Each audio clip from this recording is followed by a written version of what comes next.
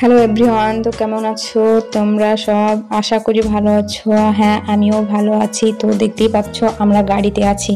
তো এটা তোমাদের প্রশ্ন যে আমরা কোথায় যাচ্ছি। হ্যাঁ, একটু পরে দেখতে পাবে আমরা কোথায় যাচ্ছি। তো আমরা গাড়িতে অনেকেই আছি, সকলেই যাচ্ছি। তো আমরা রাস্তায় আছি। তো দেখা যাক কতটুকু পৌঁছাতে পারি। তো এই দেখো পুকুরটা কি সুন্দর না? তারপরে দেখো আমরা বাড়িতে চলে আসলাম। এই যে আমার ভাগ্নির পাশে এই যে বাচ্চাটা দেখছো, এটা আমার লাতিরই জন্য আসা। আর তার জন্য অনুষ্ঠান একটা হচ্ছে তার মুসলমানি। তার আমরা বাড়িটা ঘুরে দেখছি, প্রথমবার এসেছি বলে কথা। তো বাড়িতে আমরা তো ঘুরে দেখিনি, একটু দেখি কি কি আছে। আর মানুষ তো অনেকই আছে। তো দেখছি যে আমার মেয়ের খিদে পেয়ে গিয়েছে। তো কি করব, আবার আমি নিয়ে চলে আসলাম, খেয়ে নিই। তো আমার মেয়ে অপেক্ষায় বসে আছে কখন খেতে পাবে।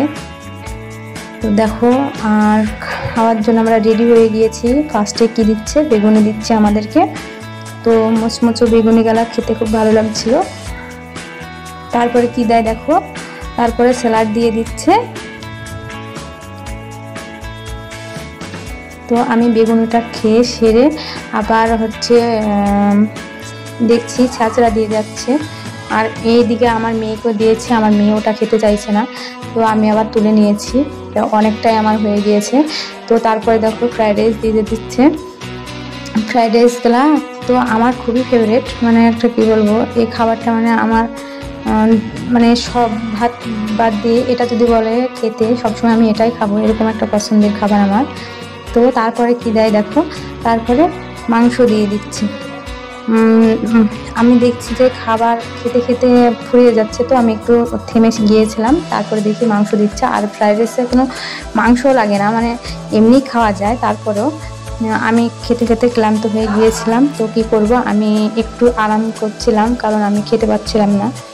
তো দেখো মানে এক এক করে দিয়ে যাচ্ছে, পাঁপড় দিয়ে দিয়েছে, তারপরে চাটনি দিয়েছে। তো আমার মেয়ে কিছুই খায়নি, তবুও নিয়েছে একটু একটু করে। আমি তো মানে খানা বলে কথা, যেখানে সব কিছু না খেলে আর ভালোই লাগে না। তো খাওয়ার পর দেখো একটু মানে সন্ধ্যা হয়ে এসেছিল। তো আমরা কি করব, খাওয়ার পর একটু ঘুরে দেখলাম চারপাশটা। তো দেখি নদীর ধার, রাস্তার পাশেই নদী। তো নদীতে কিছু মানুষ ঘোরাঘুরি করছিল, ওখানকার বাচ্চারা। তারপর দেখো আমার মেয়ে কি দেখাচ্ছিল ওখানে, যে মা মা করে ডাকছে। তো কি হয়েছে, তো যাওয়ার পর দেখি হ্যাঁ ওখানে কিছু একটা ছিল। তো তারপরে দেখো আমরা কি করব, আমরা আবার মানে যে বাড়িতে আমরা এসেছি, যে ভাগ্নের বাড়ি, সেই বাড়িতে আবার গিয়ে বলে আবার বাড়ি চলে আসছি। তার রাস্তার পথে দেখি মানে অনেকগুলো ছোট ছোট গাড়ি। সেখানে এবার আমার যা কাপ চেক নিব তাই বলে নামলো, কিন্তু দেখি 3 ছেলে নেমে গিয়েছে। তারপরে তো ওদের মতো খেলতে লেগেছে, মানে যে যার একটা করে নিয়ে নিয়েছে গাড়ি। তো আমার মেয়ে তো গাড়িতে চাপতে পারছে না, কিন্তু ঠেলাচ্ছে। তো আর এইদিকে আমার যা আবার কাপ পছন্দ করে নেওয়া হয়ে গিয়েছে। তারপরে কি দেখো, আমরা টাকা বিলটা দেব, ওই যে দেখতে পাচ্ছ। তারপরে দেখো এইদিকে ঘড়িগুলো খুব সুন্দর, মানে এক কথায় দোকানটায় অনেক সুন্দর সুন্দর জিনিস আছে দেখার মতো, নেওয়ার মতো। আর যদি টাকা থাকে তাহলে তো মানে কি বলবো, আমার তো মন বলছিল যে এখানে এই যে হটপটগুলো দেখছো, এখানে হটপটগুলো খুবই সুন্দর লাগছিল। আমার তো নিতে ইচ্ছা করছিল, যদিও টাকা নেই, তবুও ইচ্ছা তো আর ইচ্ছাই হয়, তাই না? আর এইখানে দেখো পদ্মা ফুলগুলো খুব সুন্দর লাগছে। পদ্মা ফুলটা এটা একটা ঝাড়বাতির মতো।